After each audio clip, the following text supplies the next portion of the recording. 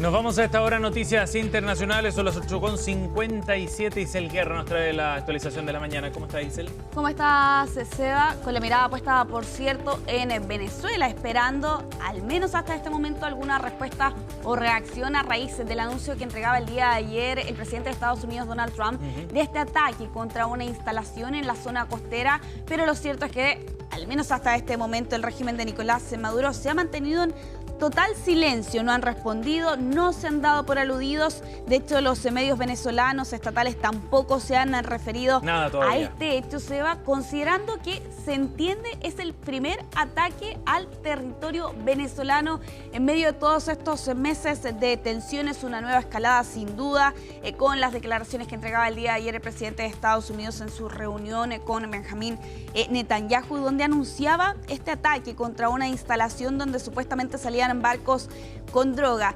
Han pasado algunas horas, por cierto, de ese anuncio, Seba, y se han conocido detalles adicionales. CNN, por cierto, entrega allí algunos de esos datos donde se menciona que fue un ataque con drones y el objetivo era este muelle remoto que la Casa Blanca, según señala una fuente, cree que el Tren de Aragua lo utiliza para almacenar drogas. Otra fuente también reporta que aparentemente no había nadie presente en estas instalaciones, por tanto no hay víctimas fatales detrás de este hecho que ocurrió hace algunos días atrás en una fecha no determinada, al menos no oficialmente por la Casa Blanca.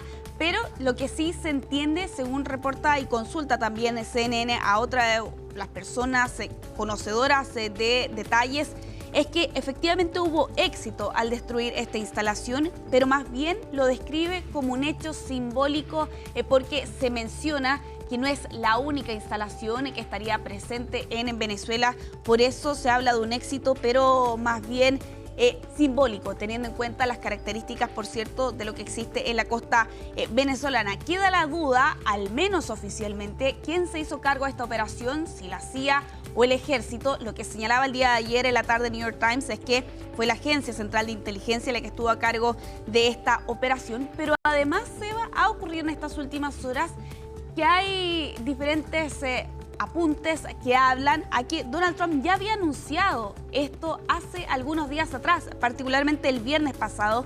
Se emitió una entrevista con John Castis Mattis, que es un donante republicano, y allí había mencionado Trump en esa entrevista: hace 2 noches la desmantelamos, así que dimos un golpe muy duro, y es el día de ayer finalmente cuando se entiende, renueva y reitera más bien esa premisa que ya había anunciado la semana pasada. Lo cierto es que vemos cómo de todas formas Estados Unidos comienza a aumentar aún más la presión.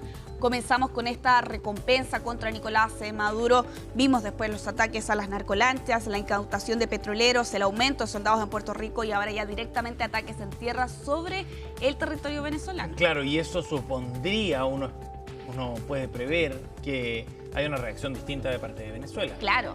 Ataques en alta mar ya hemos visto varios, no ha habido ninguna respuesta más que las declaraciones públicas o los reclamos de parte de Venezuela, alegando violaciones al derecho internacional. Pero cuando ya el ataque sucede en tierra y en territorio venezolano, cambia la cosa.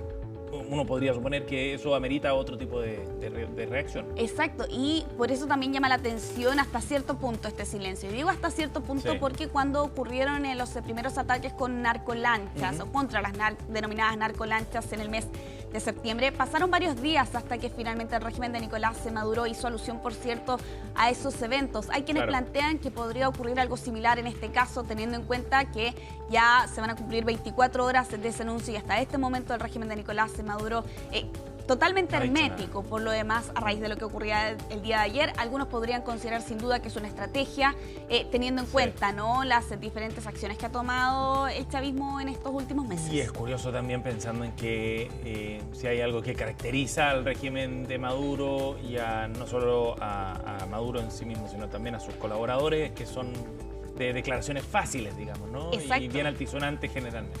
Sí, y por cierto, con diferentes autoridades que se han referido a lo que ha estado ocurriendo en estos últimos meses entre Venezuela y Estados Unidos. No se caracterizan por su prudencia. Exactamente, así que ahí estamos atentos a cuál podría ser eventualmente esa reacción, si efectivamente va a ocurrir durante esta jornada o no. En lo que se entiende es el primer ataque a tierra, precisamente a territorio venezolano en medio de estos meses de tensiones. Pero a la espera de una eventual reacción que pueda llegar o no del régimen de Nicolás Maduro, vamos a avanzar con nuevos antecedentes que ha brindado la policía australiana a raíz del ataque a Bondi que vimos a mediados de este mes y que dejaba 15 personas fallecidas. Bueno, los antecedentes previos hacían temer de que Shahid Akram, este hombre de 50 años, y su hijo Navid Akram pudieran tener vínculos con el autoproclamado Estado Islámico. Y esto a raíz de un viaje que ellos realizaron en el mes de noviembre al sur de Filipinas, a la ciudad de Davao, donde además se señalaba que rara vez salieron de ese hotel.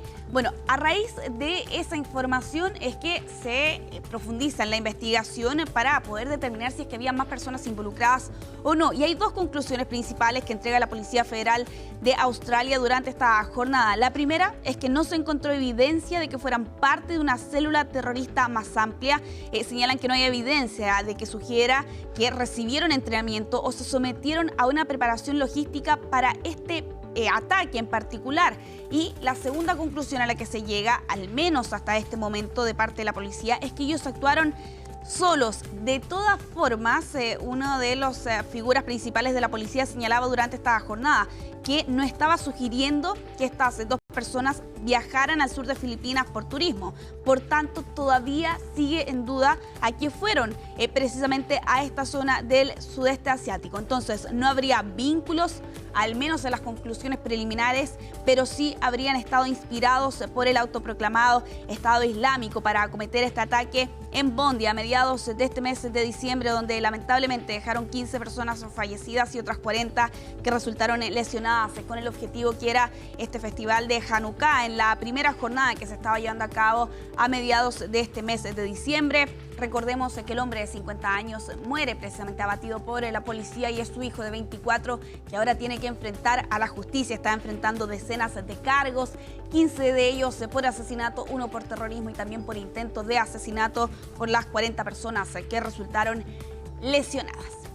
Vamos a cambiar totalmente de tema porque hace 3 años atrás el Eke Homo se hizo famoso. Podríamos decir que incluso fue uno de los primeros virales en la nueva era del Internet y con esta mujer, Cecilia Jiménez, que daba la vuelta al mundo por este fallido restauración de esta pintura.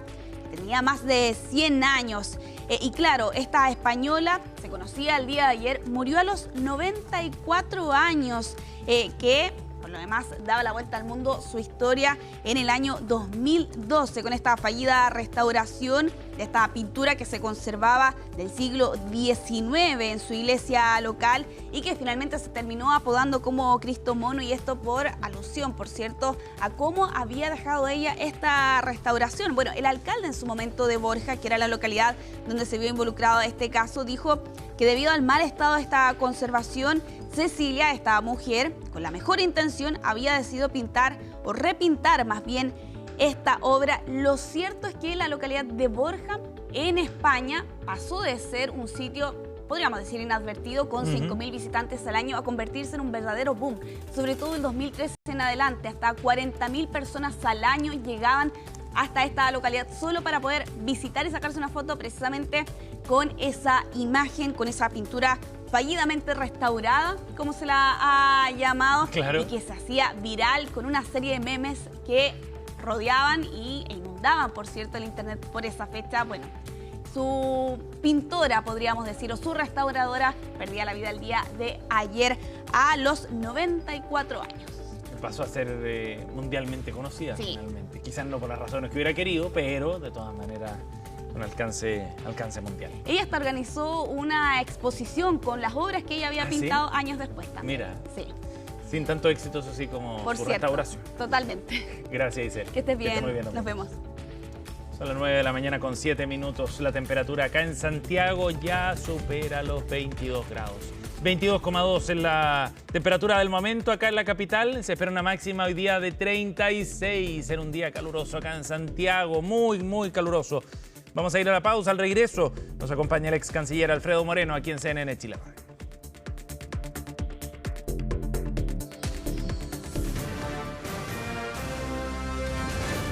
Hacemos una pausa y ya regresamos con CNN Chile Radio, AM.